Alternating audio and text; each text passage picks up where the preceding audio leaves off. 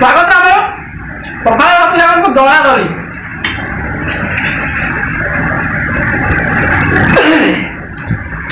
କଣ ଦଳିଛ? ଗାଁ ଗହଳି ସ୍ତ୍ରୀ ଲୋକଙ୍କର ଯୋଉ ମଜା ସକାଳୁ ସକାଳୁ ଗାଧେଇ ପାଧେଇ ଆସି ଆଳୁ ବାଇଗଣ ବିଲାତି ଯେକୌଣସି ଜିନିଷ ଦେଖିବ ଦଳା ଦଳି ନାମ ଥିବ।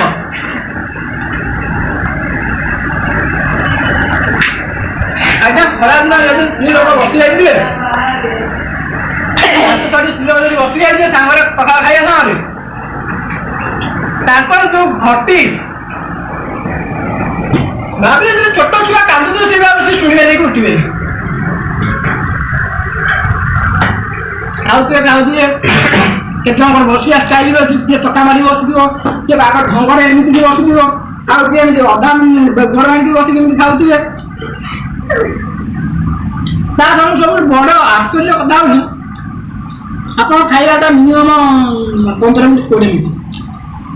ସେମାନଙ୍କର ଖାଇବା ଆଜ୍ଞା ମିନିମମ ଗୋଟେ ଘଣ୍ଟାଟେ ଦଳା ଖାଉଥିବେ ଦଳା ସରିଯିବନି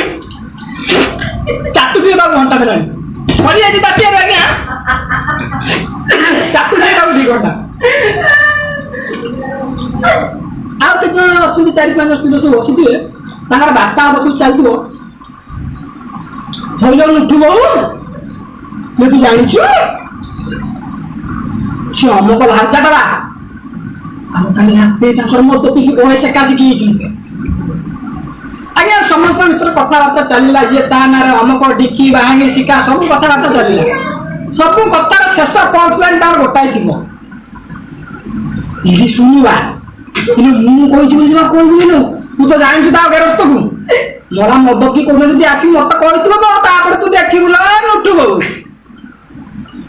ଆଉ କେତେ ଜଣ ଅଛନ୍ତି ଦେଖରା ହାରି ଖାଲି ଦେଖୁଥିଲେ ଢଙ୍ଗକୁ ଢଙ୍ଗ ଖାଲି ବସିବା ବଦଳଉଥିଲେ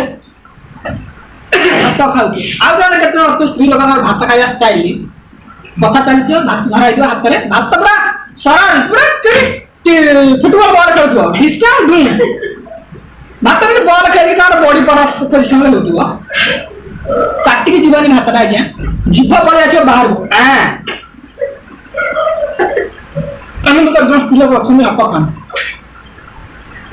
ତାଟିଆରେ ବୋଧେ ତରକାରୀ ଆଚାର ଖଟା କିଛି ନଥାଉ ଧରିକି ହାତୁଡ଼ି ପକେଇ ଗାଁ ଗହଳି ସ୍ତ୍ରୀ ଲୋକ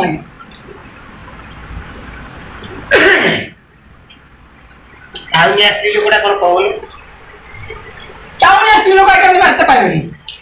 ତାଙ୍କର ଚେୟାର ସବୁ ପଡିଥିବ ଏଇଟା ସାଇଜରେ ବଡ ହେଇଲା ବୋଧେ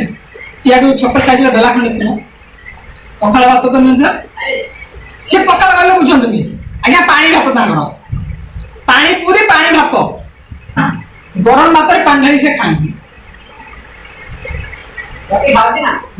ଓଡ଼ିଆ ଲୋକ ଆମର ଚାଷୀ ମାସୀ ଲୋକ ସବୁ ଖାଉଛନ୍ତି ଭାରି ଟେଷ୍ଟ ଏଠି ଆଜ୍ଞା ଆଉ କାକା ବାଟେ ଶାଗ ଫାଗ କରିଛି କିଏ ତ ବାଲେ କିଏ ଆମ ଘର ଆଡେ ଶାଗଟା ଜମା ଭଲ ଲାଗୁନି ଆଉ କେତେ ସ୍ତ୍ରୀ ଲୋକ କହିଲେ ଆମ ଶାଗଟା ଭାରି ଟେଷ୍ଟ ଆମର ସାର ଟୋଟାଲି ପଡୁନି ପୁରା ଦେଶୀ ଗାଈ ଗୋବର ଦେଇକି ହେଇଛି ଆମର ଏମିତି ଆଜ୍ଞା ଭେରାଇଟି ସ୍ତ୍ରୀ ଲୋକ ଅଛନ୍ତି ତାଙ୍କ ବିଷୟରେ ତ କହିଲେ ସରିବନି ଲୋକ ପ୍ରବଳ ଦେଲାଣି ଆପଣ ଖାଇବା